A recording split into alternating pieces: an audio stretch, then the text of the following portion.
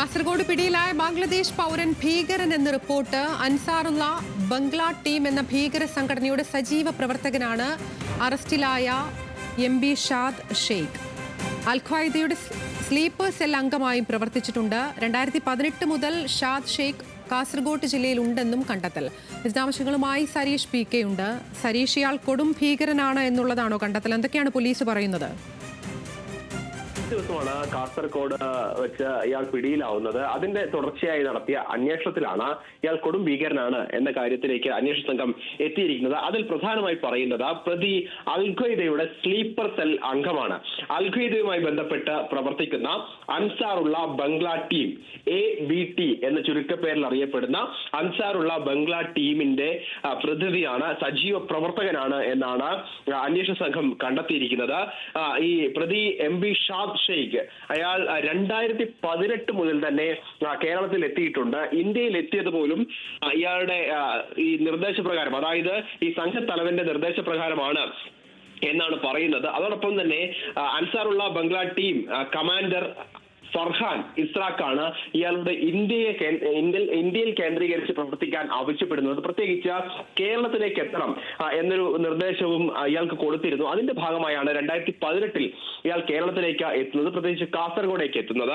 ഈ 2018 മുതൽ തന്നെ ഈ ഷാദ് ഷെയ്ഖിന്റെ പേരിൽ ഉദുമ ബാങ്കിൽ ഇയാൾ അക്കൗണ്ട് എടുക്കുകയും ചെയ്തിരുന്നു. അതിൽ ചില ട്രാൻസാക്ഷനുകൾ നടന്നിട്ടുണ്ട്.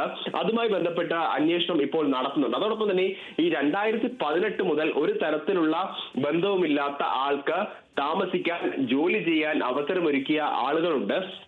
അവരുമായി ബന്ധപ്പെട്ട അന്വേഷണം ഇപ്പോൾ നടക്കുകയാണ്. അതോടൊപ്പം തന്നെ ചില പള്ളികളുമായി ബന്ധപ്പെട്ട ഇയാൾ തുടർച്ചയായി പോവുകയും അവിടെയുള്ള ആളുകളുമായി ബന്ധം സ്ഥാപിക്കുകയും ഒക്കെ ചെയ്തിട്ടുണ്ട് എന്നുകൂടി ഇന്റലിജൻസ് വിഭാഗത്തിനും അതോടൊപ്പം തന്നെ നിലവിലെ അന്വേഷണ സംഘത്തിനും വിവരം ലഭിച്ചിട്ടുണ്ട്.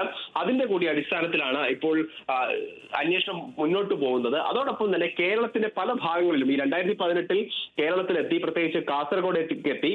അതിനുശേഷം പല ഭാഗങ്ങളിലേക്കും ഇയാൾ യാത്ര ചെയ്തതായി പറയുന്നുണ്ട്. പല ക്യാമ്പുകളിലും പങ്കെടുത്തായും പോലീസിന് ഒപ്പം തന്നെ അന്വേഷണ സംഘത്തിന് വിവരങ്ങൾ ലഭിച്ചിട്ടുണ്ട്.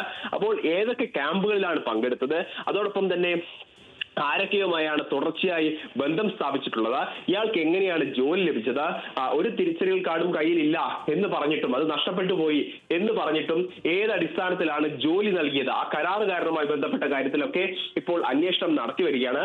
നിലവിലെ ഒരു റിപ്പോർട്ടിന്റെ അടിസ്ഥാനത്തിലാണ് ഇയാൾ അൽ-ഖ്വയ്ദയുടെ തന്നെ സ്ലീപ്പർ സെൽ അംഗമാണ്. അതോടൊപ്പം തന്നെ രാജ്യത്തും മറ്റ് രാജ്യങ്ങളിലും ഭീകര പ്രവർത്തനങ്ങൾ നടത്തുന്ന ABT എന്ന് ചുരുക്കപ്പേരിൽ അറിയുന്ന അൻസാറുള്ള ബംഗ്ലാ ടീമിന്റെ പ്രധാന പ്രവർത്തകനാണ്, തീവ്ര ചിന്തകനാണ്, അല്ലെങ്കിൽ ഇതുമായി ബന്ധപ്പെട്ട് പ്രവർത്തിക്കുന്ന സംഘടനകളുടെ തീവ്ര ചിന്തകനാണ് എന്നുകൂടിയുള്ള വിവരങ്ങൾ പുറത്തു വരുന്നത്. എന്തായാലും കേന്ദ്ര ഇന്റലിജൻസും ഈ കാര്യത്തിൽ കൃത്യമായ അന്വേഷണം മുന്നോട്ട് കൊണ്ടുപോകുന്നുണ്ട്. നിലവിൽ ഇയാൾ ആസാം ടാസ്ക് ഫോഴ്സിന്റെ കയ്യിലാണ്.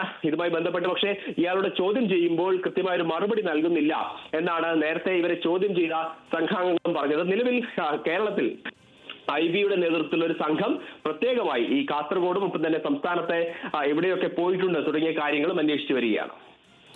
ശരി, വിശദാംശങ്ങൾ നൽകുകയായിരുന്നു സരീഷ് PK കാസർഗോഡ് നിന്ന്.